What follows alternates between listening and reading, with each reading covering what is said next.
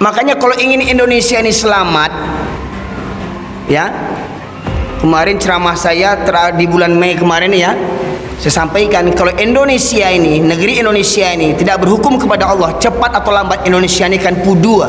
Sehebat apapun undang-undang manusia, sehebat apapun undang-undang manusia, lebih hebat mana dengan undang-undang Allah Subhanahu wa taala. Jadi kalau kita tidak berhukum kepada hukum Allah, cepat atau lambat musibah akan datang silih berganti. Terasa enggak itu? Merasa enggak? Musibah enggak habis-habis. Indonesia pasti hancur. Pasti hancur. Pertanyaannya, negeri ini berapa hutang ribanya?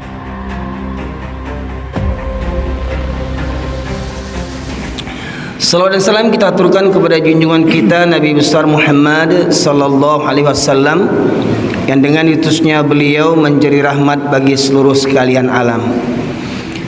Bapak sekalian, sebelumnya saya aturkan pula ribuan terima kasih jazakallah khairan kepada seluruh pengurus yang telah berkenan menghadirkan saya di musola ini dalam rangka safari dakwah saya yang ketiga untuk daerah Riau, khususnya Pekanbaru dan sekitarnya.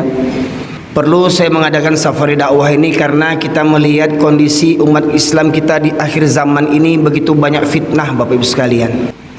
Saya merasa perlu untuk menyampaikan apa yang Allah firmankan, terutama sejak sejak khutbah Jumat saya diviralkan tahun 2021, akhir tahun 2021, Bapak Ibu sekalian.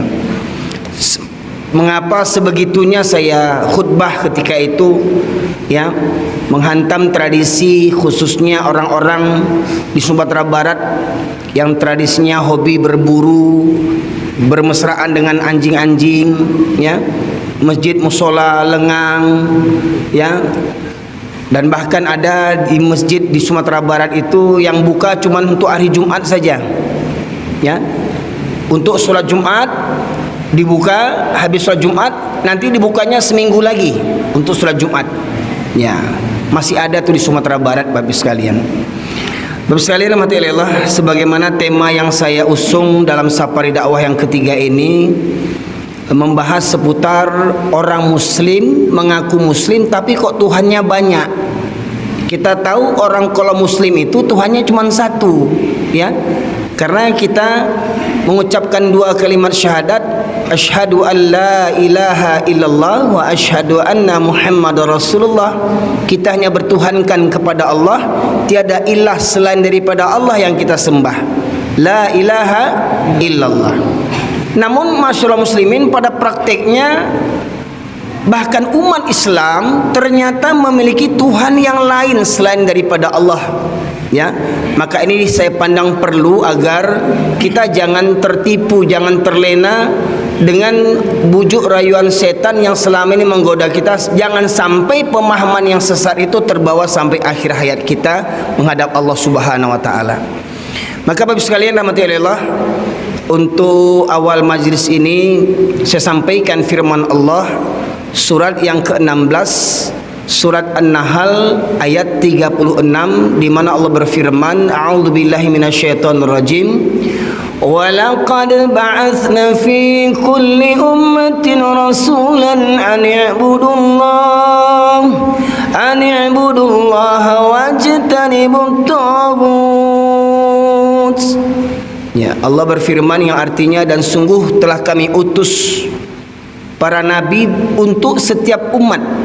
Setiap umat itu Allah utus para nabi, yang semua nabi itu dakwahnya satu, ani'budullaha wajtanibut taghut, agar hendaknya manusia ini menyembah Allah saja dan menjauhi taghut. Jadi ada dua pilihan, Bapak sekalian. Jalan selamat adalah menyembah Allah, dan jalan kesengsaraan adalah menyembah taghut. Menyembah Allah ujungnya surganya Allah, menyembah taghut ujungnya neraka jahanam. Kalau ada mengatakan bahwasanya saya ditakdirkan untuk menyembah taghut, seperti mana kadang orang bercanda, kadang canda itu tanpa sadar bisa membuat dia murtad sebenarnya. Apa kata mereka? Kok elok je orang sadonyo, solat je orang sadonyo bukan neraka sia yang maisi. Kan Allah sudah mentakdirkan itu. Allah buat neraka, ditakdirkan ado yang masuk neraka. Kok tadinya Allah masuk neraka, ba'alai. Itu kan tanda saya beriman tuh, pasrah kepada Allah. Kok orang sinting kok pasrahnya. Padahal kita semua juga beriman bahwasanya Allah sebelum menurunkan kita ke bumi, masukkan orang tua kita ke dalam janin orang tua kita, Allah sudah tentukan jodoh kita, rezeki kita, maut kita sudah tentukan oleh Allah. Sepakat enggak Bapak Ibu sekalian? Sepakat enggak? Allah sudah tentukan rezeki kita, jodoh kita, maut kita sudah tentukan. Oke, sepakat? Kalau begitu ngapain kita kerja? Di rumah aja lah berdoa, kan rezeki sudah datang. Pertanyaannya, bisakah rezeki datang begitu saja? Solat, zikir, solat, zikir, solat, zikir. Ya Allah, ambulita, ya Allah, tumpung, turun kue, turun ketupek kulit tunjang. Bahas supaya datang ketupek kulit tunjang tuh berusaha Pak. Paling indah apa? Kok nampak kulit tunjang, ketupek kulit tunjang tuh paling indah mambek pirang. Berusaha enggak? Bisa enggak tiba-tiba ketupek kulit tunjang tuh masuk ketupek, masuk tunjang? Enggak. Dengan usaha dulu. Paling enggak membeli ketupek kulit tunjang ke Pariaman gitu. Ya. Nah, Bapak sekalian rahmati Allah. Begitu pula dengan hidayah. Allah sudah berikan jalan yang lurus dan Allah juga beritahukan jalan yang bengkok. Ya, maka kita tinggal memilih. Hidup ini adalah pilihan. Ya. Kita memilih jalan yang lurus, alhamdulillah akan selamat. Memilih jalan bengkok akan sengsara. Begitu pula menyembah Allah, maka kita akan selamat, bahagia dunia akhirat. Menyembah tauhid, maka kita akan sengsara dunia dan akhirat. Nah, Bapak sekalian dirahmati oleh Allah, dua pilihan tadi seperti mana Allah juga dalam kalimat tauhid la ilaha illallah itu diawali dengan harfun nafyun. Harfun nafyun itu maknanya huruf yang menafikan. Ya, lam alif la yang artinya tiada atau tidak ada. Ilaha sembahan, tidak ada sembahan. Ya, illallah kecuali Allah. Bapak sekalian, jadi maknanya jangan kita sembah selain hanya Allah saja. Jangan sembah selain Allah. Masalahnya hari ini banyak diantara kita yang belum juga memahami hakikat menyembah itu. Kita beranggapan menyembah itu hanya dalam sholat, ya, hanya dalam sebatas ibadah mahdhah saja. Puasa niatkan untuk Allah, berhaji niatkan untuk Allah, sholat niatkan untuk Allah. Kita tahunya hanya itu saja kita menyembah Allah. Maka nanti kita akan kupas. Maka saya minta ada yang mendampingi saya membacakan terjemahan. Bapak sekalian, bertahun-tahun saya belajar di pesantren. Setelah saya keluar di pesantren tahun 95 sampai saat ini, ketika saya menjadikan tuntutan bagi saya untuk memperbanyak membaca referensi-referensi terutama Al-Quran. Ketika semakin sering Al-Quran dibaca, terutamanya dengan terjemahannya, seakan-akan kita baru merasa, seakan-akan kita baru tahu ada ayat seperti begini. Ya, maka saya anjurkan kepada Bapak Ibu sekalian, ingat, Al-Quran mukjizat Rasulullah yang terbesar. Al-Quran Allah turunkan untuk sebagai yang paling utama, untuk sebagai pedoman dan petunjuk bagi kita. Namun bagaimana Al-Quran karena jadi petunjuk? Al-Quran berbahasa Arab, dan kita bukan orang Arab. Ya, dan kebanyakan kita tidak pernah belajar, mungkin jarang, yang sedikit di antara kita yang belajar bahasa Arab. Maka kita membaca Quran harus didukung dengan terjemahannya, Bapak sekalian. Alhamdulillah dengan peristiwa Palestina akhir-akhir ini, peristiwa Palestina akhir ini mendunia, sampai orang-orang kafir di Eropa itu, ya, terkagum-kagum dengan keimanan orang Palestina. Ketika orang Palestina dibiarkan oleh saudara-saudara muslimnya, oleh raja-raja Islam, penguasa-penguasa Islam, tidak ada yang peduli kepada pembelaan terhadap saudara kita di Palestina. Namun orang Palestina hanya bergantung kepada Allah saja. Hingga akhirnya orang-orang di Eropa yang bahkan yang tidak beragama, yang tidak percaya dengan agama, akhirnya mereka berpikir kenapa orang Islam di Palestina begitu tegar mereka menghadapi cobaan begitu, hingga akhirnya mereka beli Al-Quran berbahasa dengan bahasa mereka masing-masing. Mungkin ada Al-Quran berbahasa Perancis, ada Al-Quran berbahasa Jerman, ada Al-Quran berbahasa Inggris. Mereka belum pandai baca Al-Quran, mereka baru membaca terjemahannya dengan bahasa mereka. Apa yang terjadi? Ribuan orang di Eropa sekarang masuk Islam, Bapak Ibu sekalian. Sholat Idul Adha kemarin di Rusia, kalau Bapak Ibu lihat, Masya Allah, penuh jalan-jalan itu di jalan mereka sholat Idul Adha, Bapak Ibu, sekian penuhnya masjid di Eropa itu. Dan Soviet dulu negara komunis, sekarang Islam marak di sana, Bapak Ibu sekalian. Hanya dengan membaca terjemahan bahasa Inggris, Quran bahasa Inggris, mereka dapat hidayah. Pertanyaannya, kita yang sudah Islam 7 keturunan dengan baca Quran dapat hidayah enggak? Nah, maka akan kita lihat Bapak sekalian. Ya. Yang pertama tadi ayat yang saya sebutkan tadi, surat An-Nahl ayat yang ke-36, bahwa perintah Allah kepada seluruh nabi. Ribuan nabi diutus oleh Allah Subhanahu wa taala ke muka bumi ini, dan 25-nya yang wajib kita ketahui, semua dakwah para nabi itu satu dakwahnya. La ilaha illallah, ani'budullah wajtanibut tagut, agar mereka menyembah Allah dan menjauhi tagut. Nah, secara bahasa Bapak sekalian, tagut ini secara bahasa tagut ini melampaui batas dalam kemaksiatan, ya, bahkan menjadikan makhluk, ya, yang ditaati, yang dicintai, yang ditakuti melebihi cinta dan takut kepada Allah Subhanahu wa taala. Ya. Nah, sekarang kita lihat, silakan dibuka surat An-Nazi'at ayat yang ke-17. Ya. Silakan terjemahnya saja baca. Ya, pergilah engkau kepada Firaun. Siapa nabi yang berhadapan dengan Firaun, Bapak sekalian? Nabi Musa alaihissalam. Perintah Allah, pergilah engkau kepada Firaun. Di ujung kalimat, mohon maaf, tolong ayatnya dibaca situ.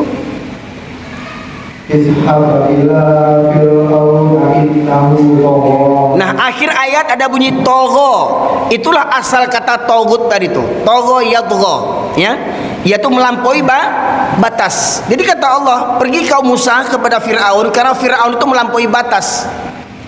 Ketika itu Firaun sebagai siapa? Sebagai apa Firaun? Sebagai apa? Sebagai raja, sebagai penguasa. Ya.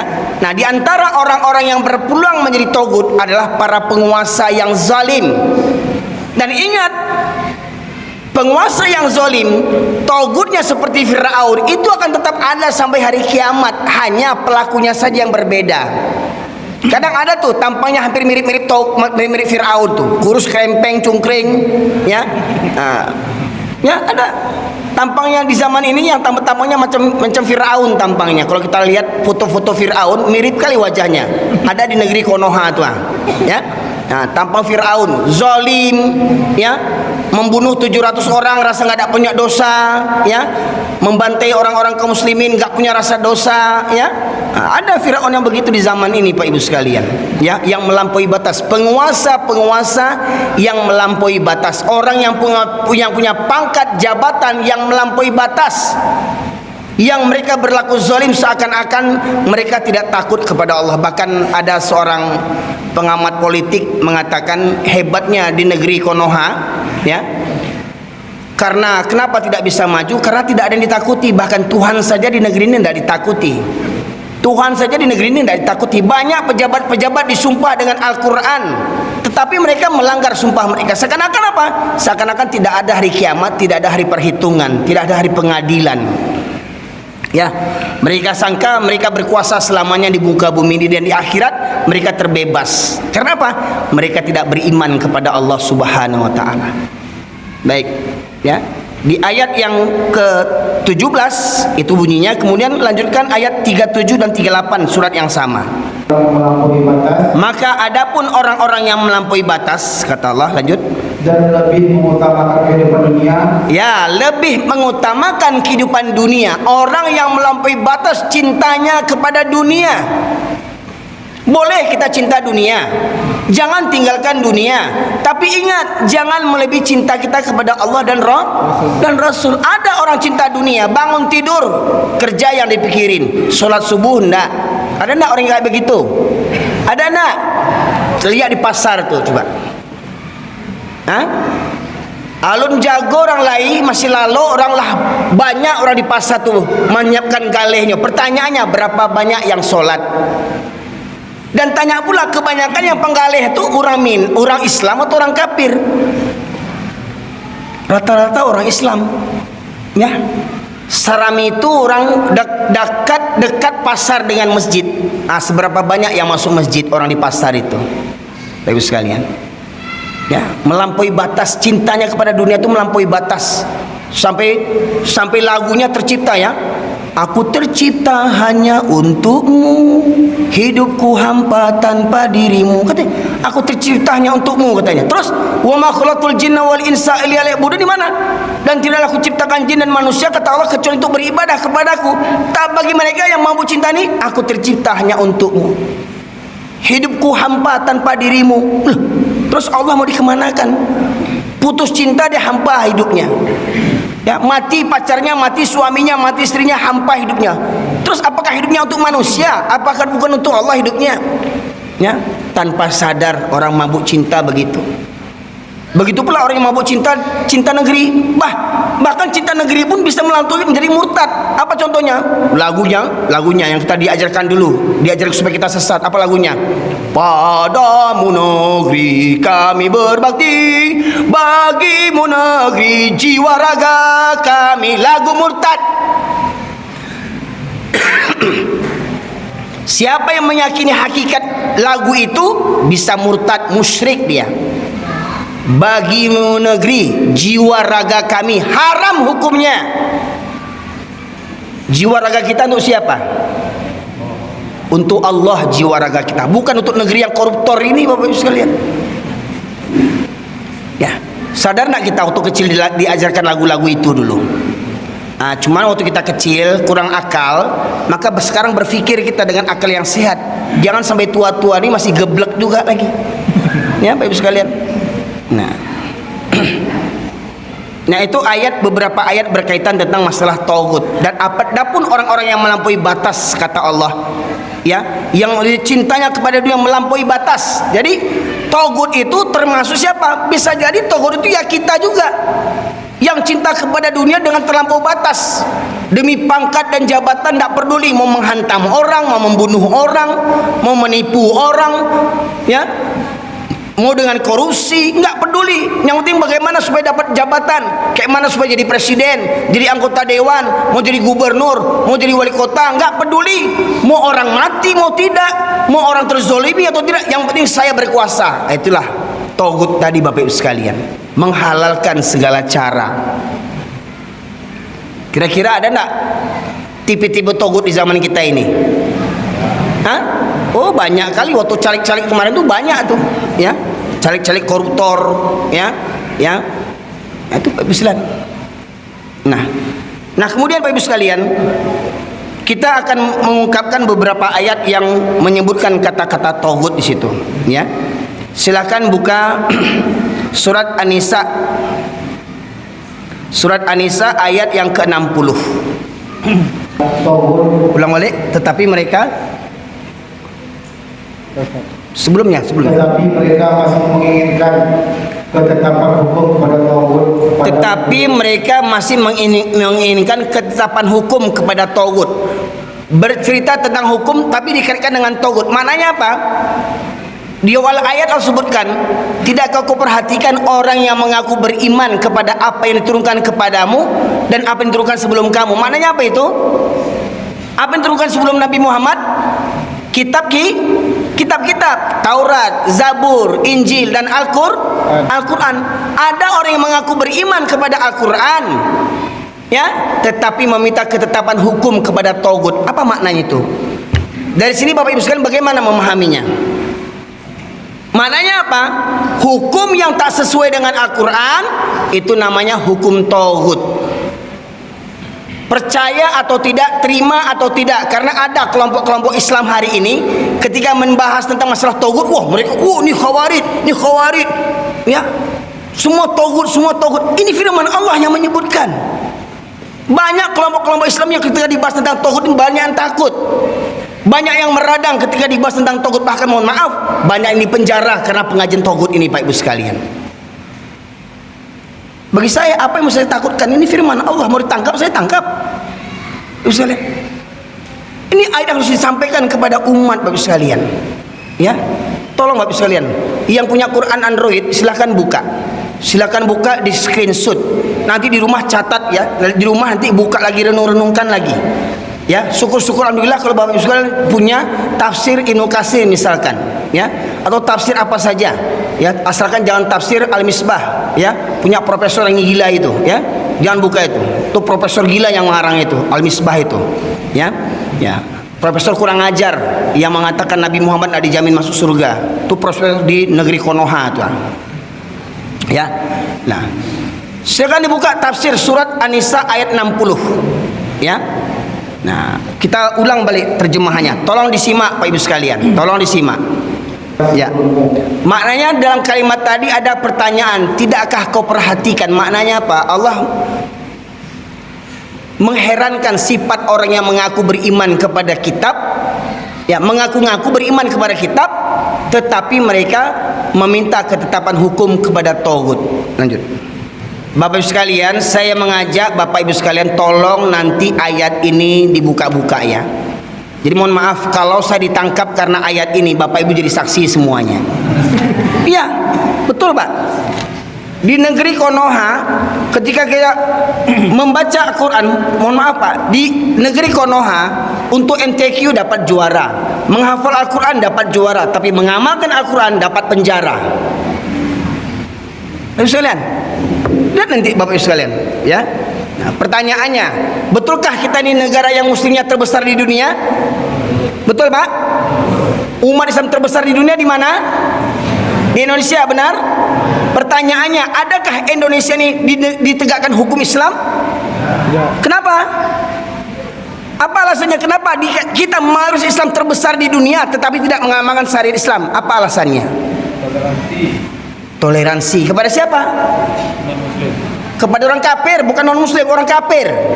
Terus sekalian, ya, nanti kita lihat nanti itu. Toleransi seperti mana yang begitu itu kata Allah, ya. Oke, kita selesaikan terjemahan yang tadi itu. Coba Bapak Ibu sekalian pahami. Saya ingin mengajak Bapak Ibu sekalian gunakan fikirannya, ya. Tadi Allah sebutkan situ ada penggalan ayatnya, dan mereka meminta ketetapan hukum kepada tauhid. Ya, di awal disebutkan orang yang mengaku beriman kepada kitab sebelum kamu dan kitab yang diturunkan kepadamu, yaitu kitab Al-Quran, kitab Taurat, Zabur, Injil dan Al-Quran. Diturunkan kitab kepada kita diturunkan kitab Al-Quran, ada sumber hukum di sini. Sepakat Ibu sekalian? Al-Quran sumber hukum. Al-Quran berlaku apakah hanya di Arab saja? Al-Quran apakah hanya berlaku di dunia saja, di bumi saja? Di langit berlaku nggak Al-Quran? Berlaku nggak Quran di langit? Di langit itu mengatur matahari, bintang segala macam itu ada Al-Quran kan? Terus sekalian. Nah, kita mengaku beriman kepada Al-Quran, tetapi di satu sisi kita meminta ketetapan hukum kepada tauhid. Contoh, buka surat An-Nur surat 24 ayat 2. Contoh pelaku zina. Contoh pelaku zina. Yang Bapak Ibu tahu kalau pelaku zina dalam Islam dia apa hukumannya? 2 ayat 2. Surat 24 ayat 2. Dalam Islam pezina apa hukumannya? Dirajam, dicambuk sampai berapa kali? 100 kali. Ya. Itu hukuman bagi pada pezina perajam, dirajam. Ya, kita dengarkan ayatnya. Surat An-Nur surat ke-24 ayat 2. Agama atau hukum Allah. Jangan karena belas kasihan kepada keduanya mencegah kamu untuk menjalankan agama Allah. Maknanya apa? Kita beragama belum sempurna lagi. Kita menjalankan agama menurut selera yang kita mau. Sebagian kita pakai, sebagian kita tinggalkan. Ya. Nah, itu Bapak Ibu sekalian. Jika kamu beriman kepada Allah dan hari kemudian, dan hendaklah pelaksanaan hukum mereka disaksikan oleh sebagian orang-orang yang beriman. Ini ketetapan Allah bagi makhluknya, bagi hambanya. Pertanyaannya, kita hambanya enggak? Ya. Kita hambanya enggak? Ya. Kita jalankan enggak perintah ini? Enggak tanggung, solat rajin, puasa rajin, haji rajin, umrah rajin, jidat hitam, jenggot panjang, jubah gantung, sorban gede, tapi hukum Allah enggak kita jalankan. Sibuk dengan zikir, ibadah, haji, umrah, tapi hukum Allah enggak kita tegakkan. Tolong renungkan balik terjemahannya, ulang. Terjemahan, renungkan balik. Dan hari kemudian, jika kamu beriman kepada Allah dan hari kemudian, maknanya apa? Jika orang Indonesia ini mengaku mayoritas Islam terbesar di dunia beriman, maka niscaya hukum ini akan dijalankan. Kalau orang Indonesia beriman kepada Allah dan beriman kepada hari akhirat. Pertanyaannya, dengan tidak menjalankan hukum ini, apakah orang Indonesia benar imannya? Pertanyaannya Bapak Ibu sekalian, apa kata Allah tadi? Jangan karena belas kasihan kepada keduanya mencegah kamu untuk menjalankan hukum Allah atau agama Allah jika kamu beriman kepada Allah dan kepada hari kemudian. Jadi kalau kita mengaku mayoritas beriman kepada Allah Subhanahu wa taala, maka semestinya hukum ini dijalankan. Ya. Makanya kalau ingin Indonesia ini selamat, ya, kemarin ceramah saya di bulan Mei kemarin ya, saya sampaikan kalau Indonesia ini, negeri Indonesia ini tidak berhukum kepada Allah, cepat atau lambat Indonesia ini akan pudur. Bapak sekalian. Ya. Sehebat apapun undang-undang manusia,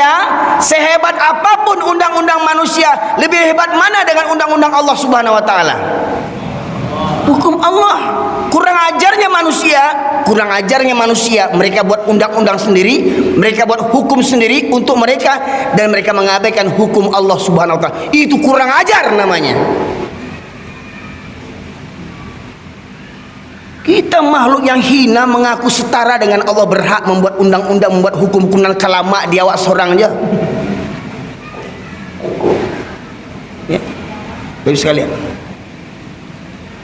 Jadi hukum, tolong silahkan yang menyaksikan ini, ulama-ulama tolong bahas ini, ulama-ulama ya, tamatan Timur Tengah kah, Timur Pinggir kah, Timur Selatan kah, yang LC kah, yang WC kah gelarnya, tolong bahas ini, Bapak sekalian.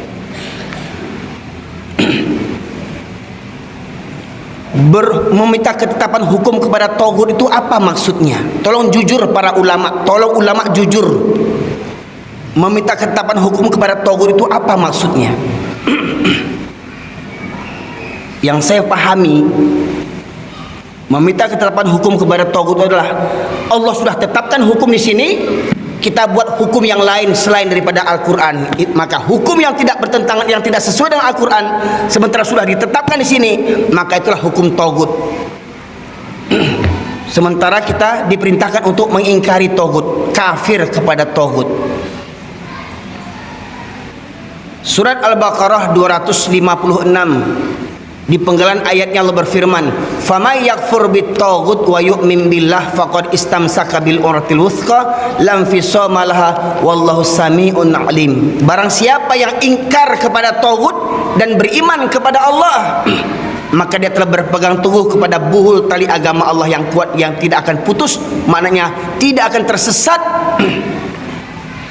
Tidak akan tersesat seorang muslim, seorang hamba apabila dia ingkar, kafir kepada taghut dan beriman kepada Allah.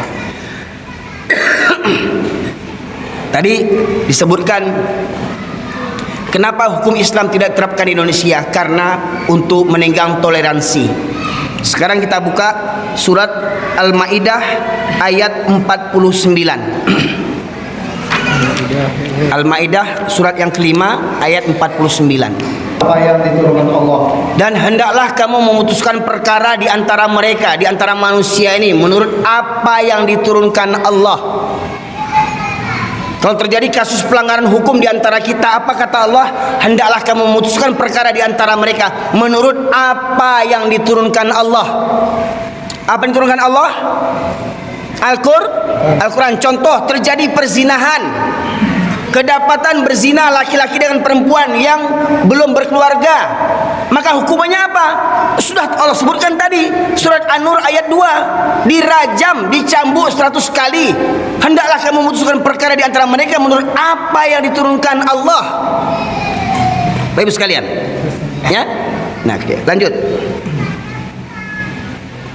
Dan janganlah engkau mengikuti keinginan mereka. Dan janganlah kamu mengikuti keinginan mereka. Pak Ibu sekalian, kalau diajak manusia ini berhukum kepada Allah, lebih banyak yang menerima atau lebih banyak yang menolak? Hah? Lebih banyak yang menolak?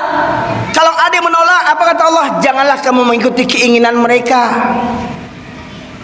Ya, kalau orang kafir menolak hukum Islam bisa dimaklumi karena mereka orang kafir. Masalahnya ada orang Islam tidak mau berhukum kepada Islam. Saya katakan, kalau orang kafir diajak berhukum kepada hukum Islam, wajar mereka menolak karena mereka orang kafir. Tetapi kalau orang Islam diajak kepada berhukum kepada hukum Allah, hukum Islam, mereka menolak. Siapa mereka? Secara zahir mengaku Islam, tetapi batinnya adalah munafik. Dan ingat, munafik ini neraka yang lebih dahsyat daripada nerakanya orang kafir. Kenapa? Orang munafik ini dia tahu, tapi pura-pura tidak mau tahu. Ya, yakin tidak Bapak sekalian? Hukum yang terbaik hukum Allah. Yakin tidak? Tapi kenapa nggak terapkan hukum Allah? Bapak sekalian, lanjut. Dan waspadalah terhadap mereka. Dan waspadalah terhadap mereka. Jadi jangan kita turuti orang yang tidak mau dengan syariat Islam. Bapak sekalian, ya, lanjut. Ya, maka ketahuilah Allah akan menimpakan musibah. Ya, dan jika mereka berpaling dari apa yang diturunkan Allah, apa kata Allah? Maka ketahuilah Allah akan menimpakan musibah. Jadi kalau kita tidak berhukum kepada hukum Allah, cepat atau lambat musibah akan datang silih berganti. Terasa enggak itu? Merasa enggak? Musibah enggak habis-habis. Oh, alhamdulillah Ustaz, kami di Pekanbaru enggak dapat musibah. Tanya dulu, kenapa belum dapat musibah? Sementara di negeri ini kita yang koruptor banyak. Bahkan Sumatera Barat. Ya mohon maaf, kadang banyak orang komentar di YouTube, jangan buru-buru orang kampung awak. Memang buru apa boleh? Maka cerita di pepatah, Masya Allah, mau terkagum tadi, bukan dengan kata pepatah tu adai basandi jo sarak basandi jo kitabullah, sarak mengatur adik memakai. Viral kemarin joget-joget yang di jam gadang itu, katanya orang Pekanbaru katanya. Oh, kurang ajar orang Pekanbaru nih buat maksiat di Bukit Tinggi. Nyong-nyong membuat saya naik tensi. Ini mantan pula soalnya nih, dan sampai saya goyang-goyang pula saya. Coba bayangkan, goyang-goyang di jam gadang, pusat keramaian wisata orang Minang.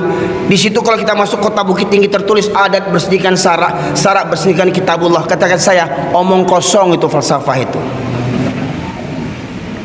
Kabar-kabarnya itu tahun 2022 katanya rekaman video itu. Jingkrak-jingkrak, 2 ekor wanita, 2 ekor betina, 1 ekor jantan. Ya, dengan jilbabnya, dengan lilit-lilit begini, dengan baju sempit, wah, berjilbab tapi telanjang, takkan mencium baunya surga. Jadi mohon maaf Bu, berjilbab yang ikat-ikat juga lagi buka ikatan tuh, jangan orang stres. Ini berjilbab ikat sini, ikat sini.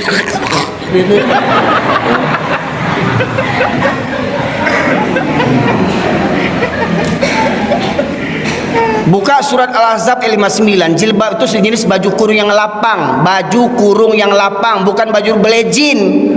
Ini pakai jilbab serawa-serawa lejin, sakit utak. Senam pula di halaman kantor sekolah.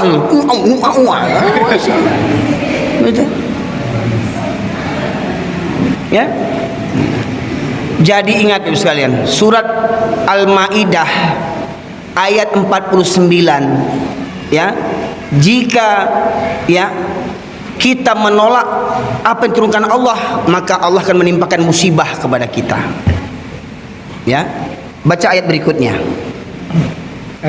Ya, artinya apakah hukum jahiliyah yang mereka kehendaki maka hukum siapakah yang lebih baik daripada hukum Allah Subhanahu wa taala? Maknanya apa? Hukum di luar hukum Allah adalah hukum jahiliyah. Kalau di masa Rasulullah disebut kaumnya kaum jahiliyah di masa Rasulullah, wajar. Ya, Nabi baru lahir, Al-Quran belum ada, wajar mereka jahiliyah.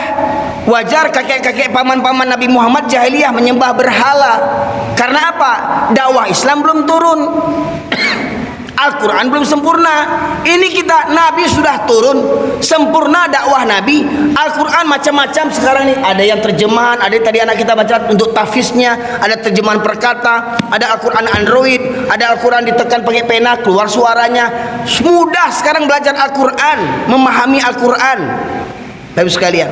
Tapi semakin canggih keilmuan sekarang, makin banyak orang yang ingkar kepada Al-Quran, tidak mau belajar Al-Quran. Karena apa? Tidak bawa untung dunia. Oh, tapi kalau kuliah bahasa Inggris, bahasa Jerman, bahasa Korea, biar nanti dilakukan kerja, nanti terima melamar pekerjaan. Baca Quran gak ada yang tanya orang. Makanya bagus sekali kalau ingin cari menantu, jangan tanya bahasa Inggrisnya, tanya pandai tidak baca Quran. Pandai bu, kasih dah baca Quran. Kacamata tinggal bu, pinjamkan kacamata. Oh enggak cocok bu, pergi kita ke toko kacamata. Antar dia ke toko kacamata, pilih mana yang cocok sama kamu. Kalau lagu enggak tanggung bahasa Korea, Sakurata, Sakurata, lagu Korea, Sinio, Sinio, Tapi ketika baca Quran,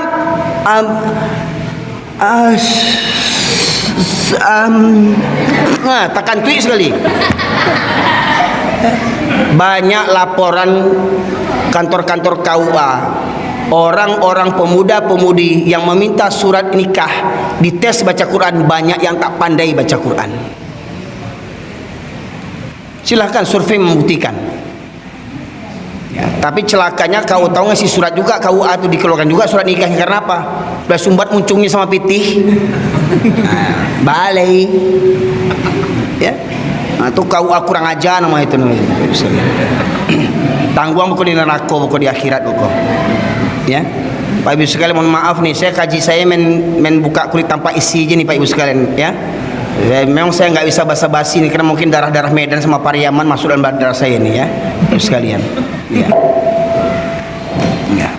Jadi kalau kita ya tidak menjalankan memberikan hukum Allah sebagai aturan undang-undang kita, maka cepat atau lambat negeri ini akan dimusnahkan oleh Allah Subhanahu wa taala. Buka Al-Baqarah 278. Al-Baqarah 278.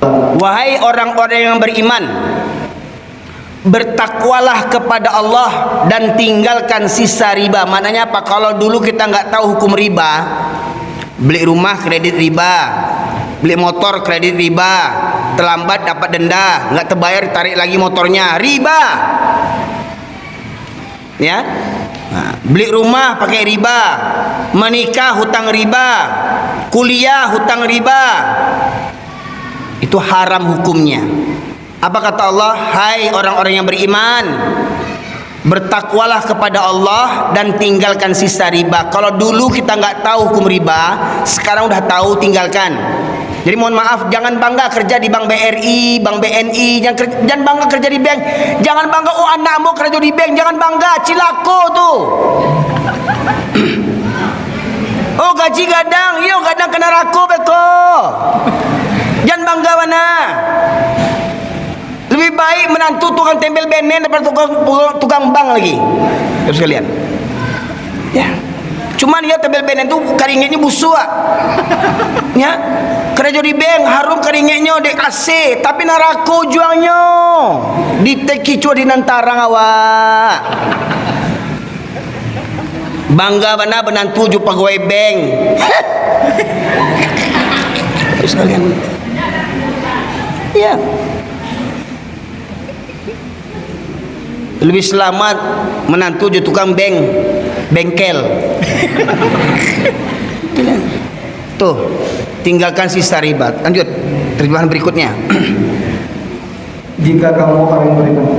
Jika kamu orang yang beriman, kalau beriman tinggalkan riba. Enggak mau tinggalkan riba, jangan ngaku-ngaku beriman. Masih riba juga lagi. Pinjam uang ke bank BNI, ya, minjam 4 juta dibayar 6 juta. Beranak uang tuh, ya, haram hukumnya. Ya, lanjut. Jika kamu tidak melaksanakannya, maka umumkanlah perang dari Allah dan Rasul. Pak Ibu sekalian, pelaku riba Allah dan Rasul yang memeranginya. Allah langsung dan Rasul yang memeranginya, pelaku riba. Siapa tentara Allah? Angin tentara Allah enggak? Gunung tentara Allah enggak? Air tentara Allah enggak? Batu tentara Allah enggak? Kun fayakun kata Allah, tak jadi galodoh hancur Bukit Tinggi. Kun fayakun dibantai tsunami gempa bumi hancur kota Aceh, hancur Sumatera Barat 2009. Itu tentara Allah. Pertanyaannya, negeri kita ini terbebas enggak dari riba? Tidak. Pertanyaannya, berapa hutang riba negeri ini? Banyaknya berapa? Bagi saya 10 juta tuh banyak. Bagi saya, ya. Pak, berapa hutang riba negeri ini, Pak? Hampir ya 9.000 triliun. Triliun tuh kalau dikumpulkan duitnya nggak cukup segudang surau ini Pak Ibu sekalian. Triliun, 9 triliun. Ya. Hutang riba. Jadi pada hakikatnya negeri ini dah memang layak untuk dibenam negeri ini Pak Ibu sekalian. Mohon maaf, bukan saya mendoakan Indonesia ini hancur, enggak. Indonesia pasti hancur. Pasti hancur. Nih saksi-saksi nih, video-video saya direkam nih saksi-saksi nih. Kenapa saya bilang Indonesia pasti hancur? Yang pertama tadi Al-Maidah ayat 49. Kalau kita tidak menjadikan Al-Quran sebagai pedoman hidup, sebagai undang-undang, maka Allah akan timpakan musibah kepada kita. Yang kedua, surat Al-Baqarah 278 279, pelaku riba, Allah yang mengumumkan perang, Allah dan Rasul langsung mengumumkan perang bagi pelaku riba. Pertanyaannya, negeri ini berapa hutang ribanya? Itu sudah layak Pak negeri ini diperangi Pak. Sudah layak bagi Allah nih. Tapi kita nggak sadar-sadar juga lagi. Ada yang bilang taat sebelum pemimpin, taat.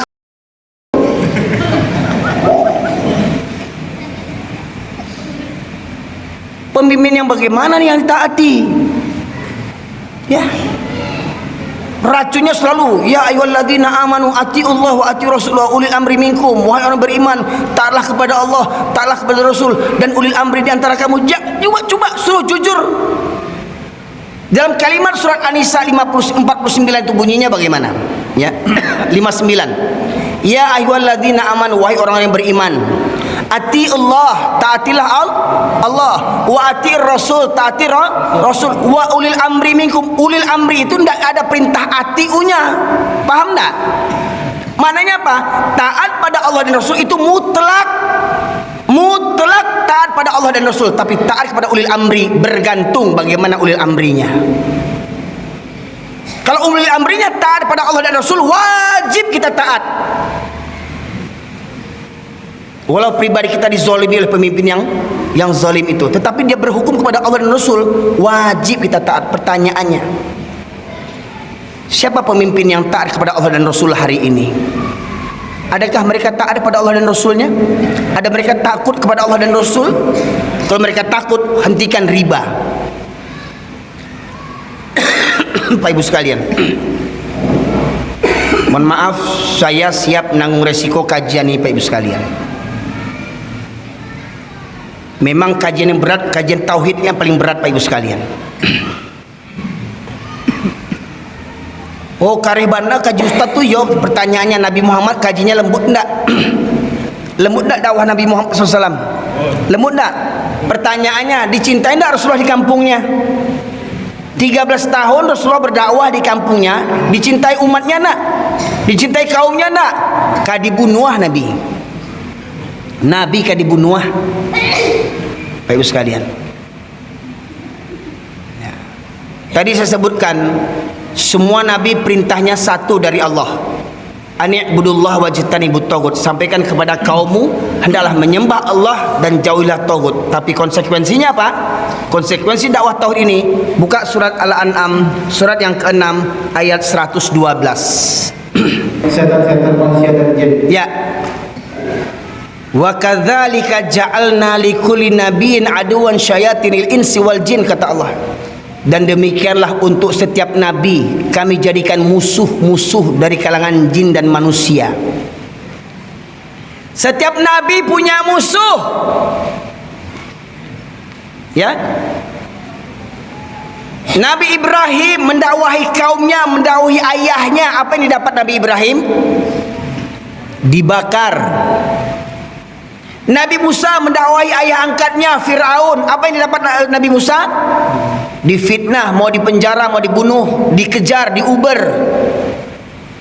Nabi Isa mendakwahi kaumnya. Apa yang didapat? Nabi Isa mau disalib. Nabi Muhammad mau mendakwahkan kaumnya. Apa yang didapat? Nabi Muhammad mau dibunuh. Sampai Nabi Muhammad melarikan diri, hijrah dari Makkah ke Madinah. Pertanyaannya, betulkah kita ini pengikut Nabi Muhammad? Jujurkah kita pengikut Nabi Muhammad SAW? Jujur? Nabi Muhammad punya musuh. Siap tak kita punya musuh? Siap tak punya musuh? Oh, kita nggak cari musuh. Mimpi. Jujur, Bapak Ibu sekalian, ketika Bapak sholat melihat orang berjudi, Bapak larang, Pak, jangan berjudi, Pak. Orang berterima kasih. Terima kasih, Pak. Orang sudah azan, Pak, ke masjid. Oh, terima kasih, Pak. Begitu kata mereka. Siawang. Marah-marah dia. Diajak sholat marah. Betul tak? Ibu-ibu mengajak kawan-kawan yang lain, "Uni, ayo berjilbab." Ini soal di mana kau ninja kau mah, sasek kau.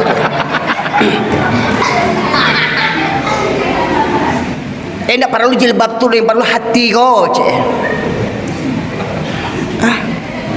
Sedangkan hatinya, jilbab itu memang tidak ada jaminan orang yang berjilbab pasti masuk surga.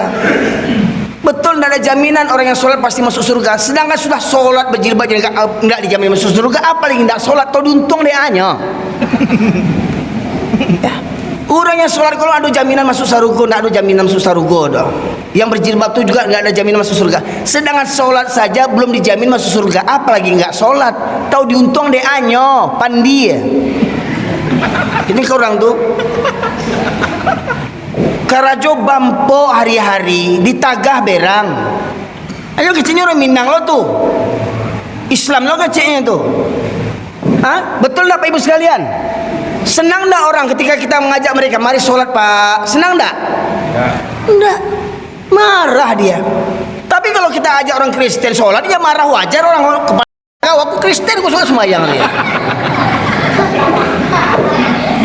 Ini orang Minang Islam 7 keturunan diajak sholat, baca caruinya. Betul tak itu, Pak? Ini yang terjadi, banyak musuhnya. Jadi jangan berharap berdakwah tuh orang senang semua, enggak. Sampai apa yang mereka pikirkan untuk menangkap para ulama, para nabi ini? Ya. Al-Anfal ayat 30, surat ke-8 ayat 30. Budaya itu. Jadi orang-orang kafir itu Pak Ibu sekalian, apa makar mereka? Makar mereka ingin menangkap kita, ingin memenjarakan kita, ingin mengusir kita. Pak, itu sunatullah dalam memegang kebenaran. Siap diusir, siap dibenci, siap dipenjara, siap enggak kita untuk itu? Siap enggak, Pak? Dipenjara, difitnah karena memegang kebenaran. Sebagaimana saya katakan, kalau kita buat lomba MTQ dapat juara, lomba habis Quran dapat juara, lomba mengamalkan Al-Quran dapat penjara. Coba terapkan. Ada orang berzina, Bapak rajam 100 kali. Basobo orang berzina, tetangga orang berzina, cambuk Pak, cambuk 100 kali. Dapat penghargaan enggak, Pak? Ada dapat penjaro. Ya, baju di orang, mabuk-mabuk orang, ya kita tagah, kita larang. Ya, apa kata Rasulullah? Apabila kamu melihat kemungkaran, rubah dengan tanganmu. Basobor baju orang pang pang pang. Kira bapak dapat penghargaan enggak kita sama polisi? Enggak. Kita masuk penjara. Betul enggak? Itu. Jadi konsekuensinya tauhid tadi Pak, konsekuensi tauhid itu harus siap menghadapi berbagai macam fitnahan orang-orang yang benci kepada Allah dan Rasulnya serta agama Islam ini. Itu konsekuensinya Pak. Ya. Ya harus siap kita diperangi, apalagi ketika kita lemah. Pertanyaannya Rasulullah dulu diperangi, ditangkap, disiksa sahabat-sahabat seperti Bilal bin Rabah, ya, Ammar bin Yasir mendapat tekanan di Makkah, ya. Kenapa? Karena masih minoritas. Betul enggak? Hingga akhirnya Rasulullah hijrah ke Makkah, ke Madinah. Sudah punya kekuatan, baru Rasulullah membebaskan kota Makkah dari berhala-berhala. Itu ketika Rasulullah di Makkah sedang minoritas. Hari ini kita minoritas atau mayoritas? Mayoritas. Kita minoritas atau mayoritas? Tapi kita yang tertindas. Tuduhan selalu untuk orang Islam yang di situ. Ya, selalu diceritakan ulama-ulama jahat, ulama penjahat. Pertanyaannya, adakah pendeta yang lain-lainnya jahat enggak? Pemimpin-pemimpin agama yang lain itu. Dengar pengakuan mantan pendeta Dr. Yahya Waloni. Apa kerjanya dulu waktu jadi pendeta? Memurtadkan orang Islam. Itu melanggar hukum enggak? Itu sekalian. Jadi mohon maaf Bapak Ibu sekalian. Kaji ini memang kaji tensi tinggi Bapak Ibu sekalian. Dan resikonya harus siap. Ditangkap, dipenjara, difitnah, bahkan sekalipun. Bapak Ibu sekalian. Saya sampaikan ini makanya saya minta ada penterjemah saya. Kalau saya kena tangkap, ini juga kena tangkap juga nanti. Karena dia yang bacakan Quran. Nah itu, Pak Ibu sekalian. Itu sunatullahnya begitu Pak Ibu sekalian. Dalam perjuangan ini, pertanyaannya siap enggak? Ya. Oh Bapak Ibu ingin surga dengan sholat, puasa, zakat, haji, umroh, cukup itu aja pengen surga. Nah, hati-hati dulu, lihat Al-Baqarah 214. Al-Baqarah 214 buka.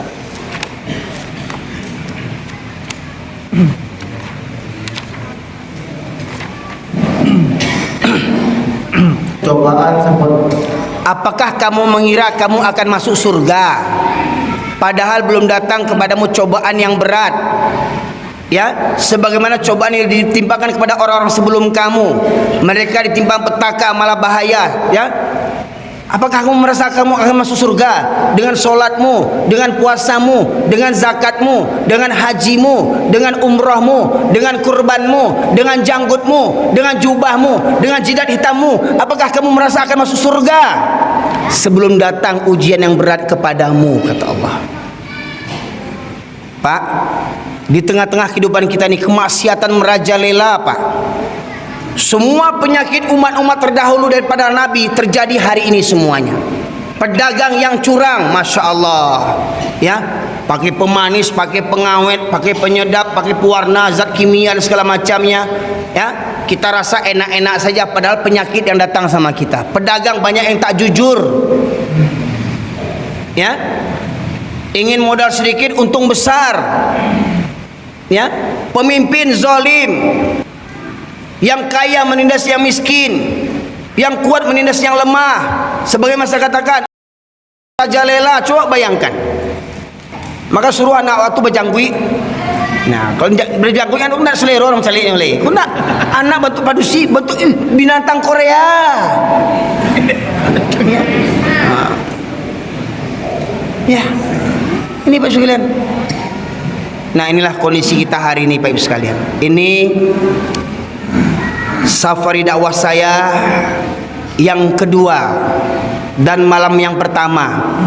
Insya Allah akan saya lanjutkan pada kajian berikutnya di tempat yang lain. Kalau Bapak ingin melanjutkan kajian ini, ya, nanti kita akan kupas apa-apa saja, siapa saja yang menjadi Tuhan selain daripada Allah Subhanahu wa taala. Tapi ya, untuk memenuhi satu harapan daripada materi tadi, ya, satu saya berikan Tuhan yang batil yang banyak disembah orang Islam hari ini.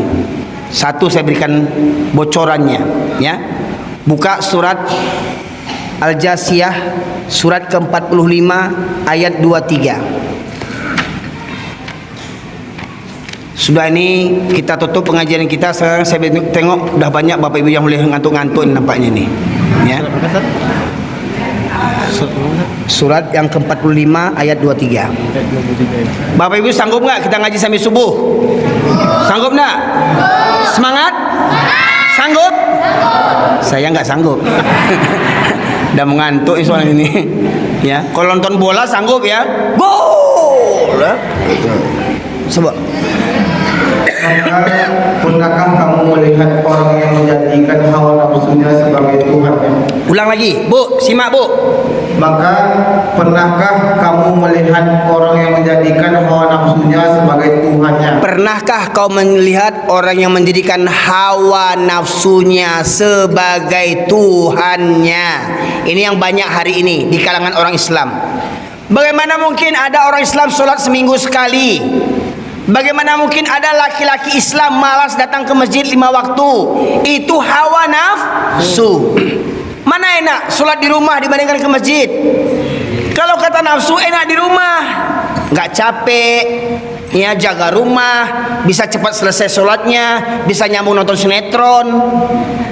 Kalau di masjid lama, film sinetron dia habis.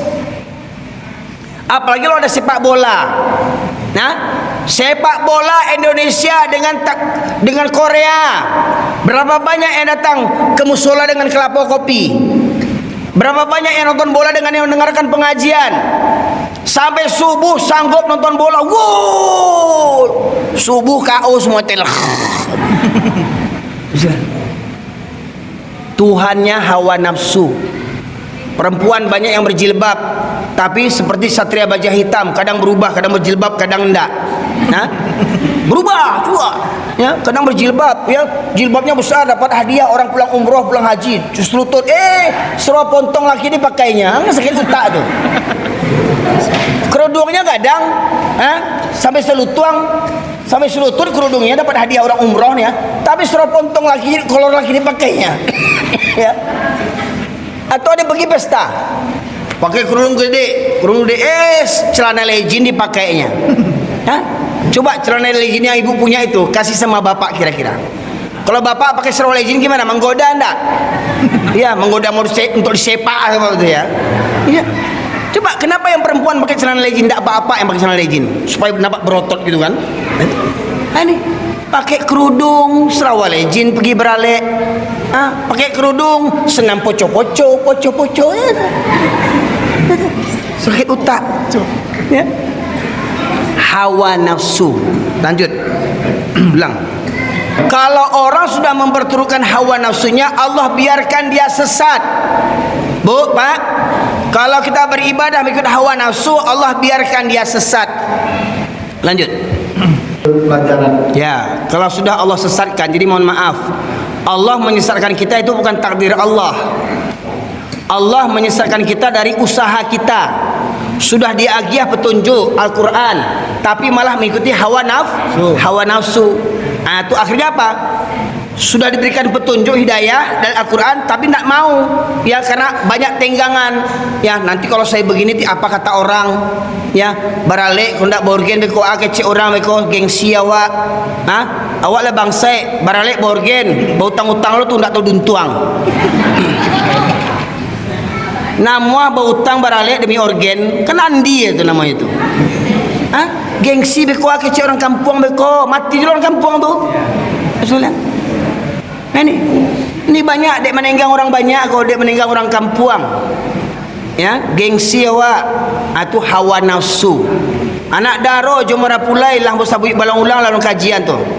Sepakat bahwasanya orang Islam ni sakit sekalipun wajib solat. Betul nak? Betul nak ibu? Wajib solat, sepakat nak? Tak bisa berudu, bisa gimana? Tayamum. Tak bisa solat berdiri, boleh solat duduk. Tak sanggup duduk, boleh berbaring. Tak bisa angkat tangan, boleh dengan isyarat. Yakin nak? Sepakat nak? Orang sakit wajib solat, sepakat? Waktu jadi pengantin gimana? Berapa banyak anak Daro Jomara Pulai yang tak solat waktu baralek? Betul tak? Banyak yang solat tak? Mengaku orang baralek tu tak tahu juntuang. Ya. Sekalian, gimana mau membina rumah tangga sakinah mawadah warahmah di awal membina rumah tangga dosa gadang yang awak karajon tak solat waktu baralek. Ya. Ini dosa yang menjadi tradisi, dosa yang menjadi tradisi, adat istiadat, dosa yang menjadi adat istiadat. Mendarah daging setiap baralek banyak yang tak solat. Ya, itu, ayo sekalian. Kalaulah beginilah jadinya negeri kita ini, cepat atau lambat negeri kita akan dibenam oleh Allah Subhanahu Wa Taala.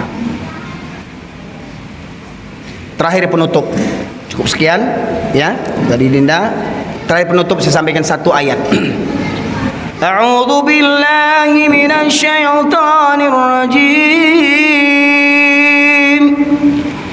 Bismillahirrahmanirrahim.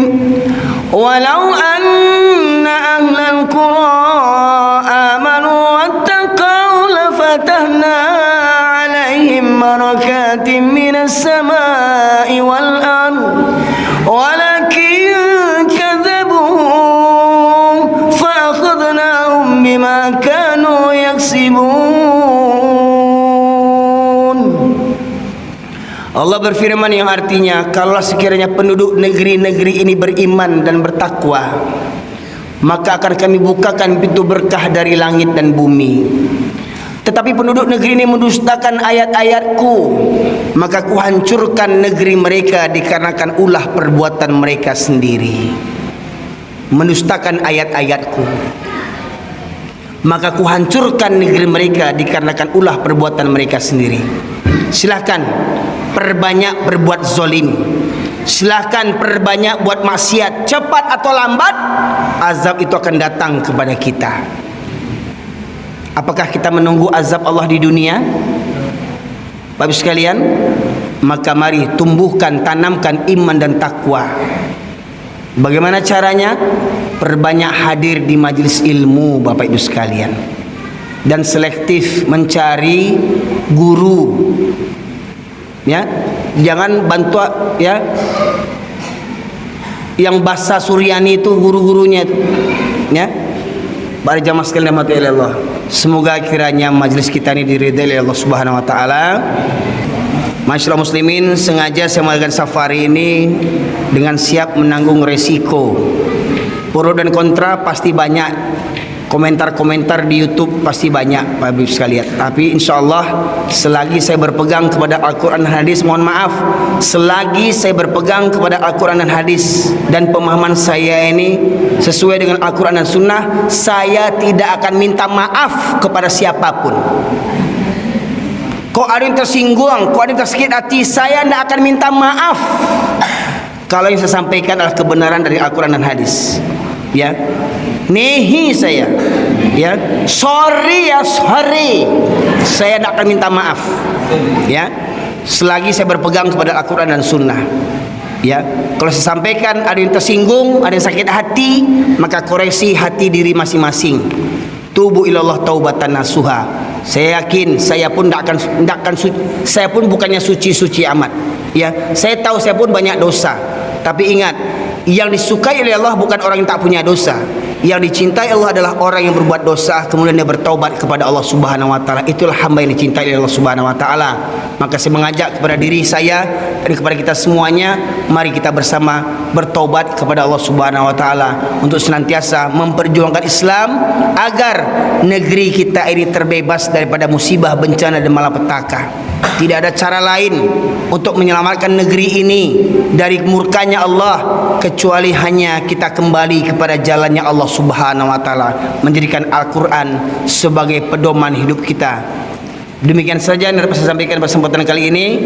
Bapak sekalian, kebenaran hanya milik Allah semata. Selain khilaf itu dari saya pribadi selaku hamba Allah yang dhaif, kepada Allah saya mohon ampun, kepada Bapak sekalian saya mohon beri maaf jikalau ada yang saya sampaikan perkara yang salah menyimpang. Semoga kiranya Allah ampunkan dosa kita semuanya. Semoga Bapak Ibu sekalian hadir pada kesempatan kali ini senantiasa dilimpahi rahmat dan berkah oleh Allah Subhanahu wa taala. Semoga kiranya di majlis-majlis ilmu di dunia ini kita bertemu berkumpul. Semoga kiranya di surganya Allah kita reuni bersama. Amin ya rabbal alamin. Subhanakallahumma bihamdika asyhadu an la ilaha illa anta astaghfiruka wa atubu ilaik. Alhamdulillahirabbil alamin. Assalamualaikum warahmatullahi wabarakatuh. Baik Bapak sekalian, permintaan dari pengurus untuk kita tutup dengan doa.